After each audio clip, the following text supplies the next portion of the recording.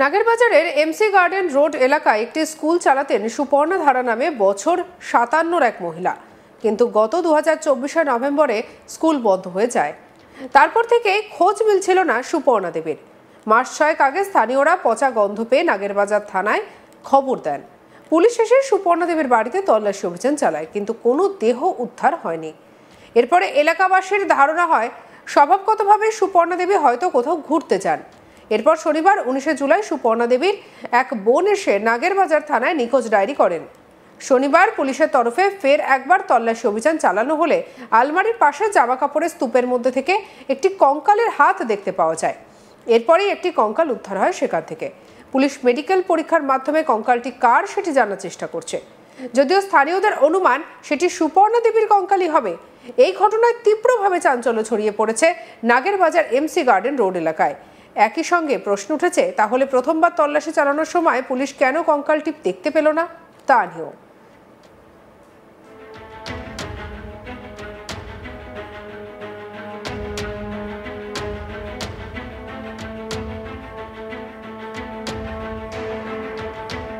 স্থানীয় বাসিন্দা শুভদীপ বসু কি বলছেন শুনবো। দুপুর 2টোর সময় পুলিশ এসেছিল, আবার বডি নিয়ে চলে গেছে। কি করে জানা গেল যে বডি আছে ওখানে? ওইগুলো পুলিশ গিয়ে তল্লাশি করলো, করে তারপর জানতে পারে। মানে গন্ধ বেরোচ্ছিল নাকি? না, গন্ধ তো অনেকদিন আগে একবার পাওয়া গেছিলো, তখন তারপর থেকে আর গন্ধ পাওয়া যায়নি। আজকে কেন হঠাৎ মনে হলো যে? আজকে ওই আত্মীয়রা সবাই এসেছিল, তারাই আর কি বললো, কাউন্সিলারে অনেকে এসেছিল, তারপরে তারাই নিয়ে গেছে। কীরকম সময় হয়েছে এটা? ওই 2টোর পর, ওই 2:30টার পর। আচ্ছা, পুলিশ কোন সময় এলো? পুলিশ তার কিছুক্ষণের মধ্যেই চলেছিল, ওই 2:45 চলেছিল।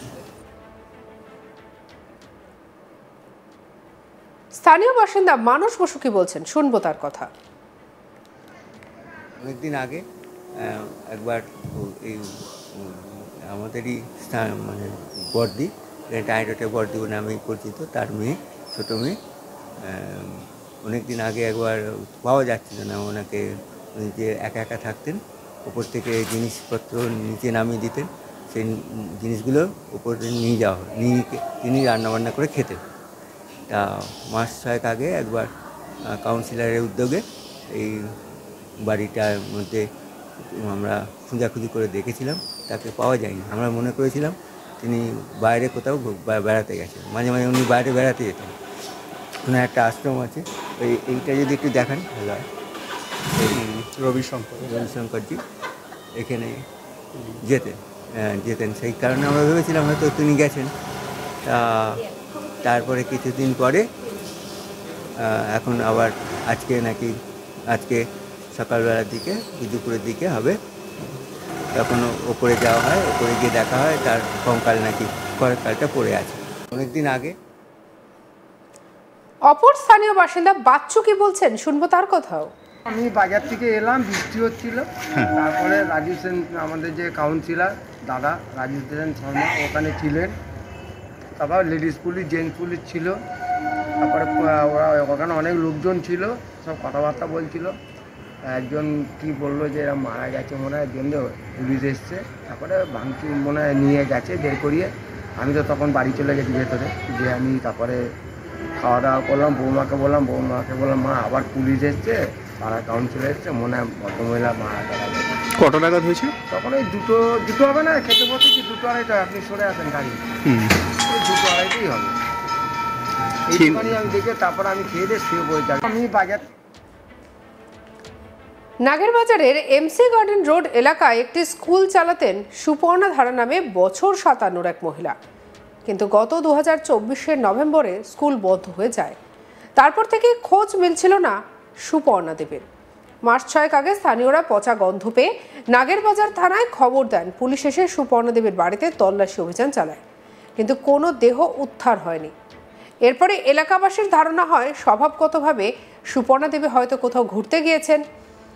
এরপর শনিবার 19 জুলাই সুপর্ণা দেবীর এক বোন এসে নাগেরবাজার থানায় নিখোঁজ ডায়েরি করেন। শনিবার পুলিশের তরফে ফের একবার তল্লাশি অভিযান চালানো হলে আলমারির পাশে জামা কাপড়ের স্তূপের মধ্যে একটি কঙ্কালের হাত দেখতে পাওয়া যায়। আর এরপরেই একটি কঙ্কাল উদ্ধার করা হয়েছে সেখান থেকে। পুলিশ মেডিকেল পরীক্ষার মাধ্যমে কঙ্কালটি কার সেটা জানার চেষ্টা করছে। যদিও স্থানীয়দের অনুমান সেটি সুপর্ণা দেবীর কঙ্কাল। এই ঘটনায় তীব্র চাঞ্চল্য ছড়িয়েছে।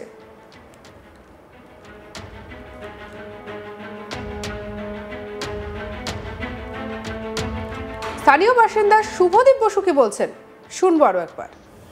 দুপুর 2টোর সময় পুলিশ এসেছিল, তো আবার বডি নিয়ে চলে গেছে। মানে কি করে জানা গেল যে বডি আছে ওখানে? ওইগুলো পুলিশ গিয়ে তল্লাশি করলো, করে তারপর জানতে পারে। মানে গন্ধ বেরোচ্ছিল নাকি? না, গন্ধ তো অনেকদিন আগে একবার পাওয়া গেছিলো, তখন তারপর থেকে আর গন্ধ পাওয়া যায়নি। আজকে কেন হঠাৎ মনে হলো যে আজকে ওই আত্মীয়রা সবাই এসেছিল, তারাই আর কি বললো, কাউন্সিলারে অনেকে এসেছিল, তারপরে তারাই নিয়ে গেছে। কীরকম সময় হয়েছে এটা? ওই 2টোর পর, ওই 2:30টার পর। আচ্ছা, পুলিশ কোন সময় এলো? পুলিশ তার কিছুক্ষণের মধ্যেই চলেছিল, ওই 2:45 টাকা চলেছিল। কিন্তু অন্যদিকে অপর স্থানীয় বাসিন্দা মানস বসুর বক্তব্য শুনবো। অনেকদিন আগে একবার এই আমাদেরই মানে বর্দি, টাইডোটে বর্দি নামে পরিচিত, তার মেয়ে, ছোটো মেয়ে, অনেক দিন আগে একবার পাওয়া যাচ্ছিল না ওনাকে, যে একা একা থাকতেন, ওপর থেকে জিনিসপত্র নিচে নামিয়ে দিতেন, সেই জিনিসগুলো উপরে নিয়ে যাওয়া নিয়ে তিনি রান্নাবান্না করে খেতেন। তা মাস 6 আগে একবার কাউন্সিলরের উদ্যোগে এই বাড়িটার মধ্যে আমরা খোঁজাখুঁজি করে দেখেছিলাম, তাকে পাওয়া যায়নি। আমরা মনে করেছিলাম তিনি বাইরে কোথাও বেড়াতে গেছেন। মাঝে মাঝে উনি বাইরে বেড়াতে যেতেন। ওনার একটা আশ্রম আছে, এইটা যদি একটু দেখান ভালো হয়। রবিশঙ্করজি এখানে যেতেন, সেই কারণে আমরা ভেবেছিলাম হয়তো তিনি গেছেন। তা তারপরে কিছুদিন পরে এখন আবার আজকে সকালবেলার দিকে, দুপুরের দিকে হবে, তখন ওপরে যাওয়া হয়, ওপরে গিয়ে দেখা হয় তার কঙ্কাল নাকি কঙ্কালটা পড়ে আছে। অপর স্থানীয় বাসিন্দা বাচ্চু কি বলছেন শুনবো তার কথাও। আমি বাজার থেকে এলাম, বৃষ্টি হচ্ছিল, তারপরে রাজীব সেন আমাদের যে কাউন্সিলর দাদা রাজীব সেন শর্মা ওখানে ছিলেন, তারপর লেডিস পুলিশ জেন্টস পুলিশ ছিল, তারপরে ওরা ওখানে অনেক লোকজন ছিল, সব কথাবার্তা বলছিল। একজন কি বললো যে এরা মারা গেছে মনে হয়, জন্য পুলিশ এসছে, তারপরে ভাঙচুর মনে হয় নিয়ে গেছে বের করিয়ে। আমি তো তখন বাড়ি চলে গেছি ভেতরে, যে আমি তারপরে খাওয়া দাওয়া করলাম, বৌমাকে বললাম মা আবার পুলিশ এসছে, পাড়া কাউন্সিলর এসছে, মনে হয় ভদ্রমহিলা মারা গেছে। কত নাগাদ হয়েছে? তখন ওই 2টো। সঙ্গে রাখুন আজ তাক বাংলার ইউটিউব চ্যানেলকে। অন্যান্য খবরের জন্য লাইক, কমেন্ট, শেয়ার, সাবস্ক্রাইব করতে ভুলবেন না।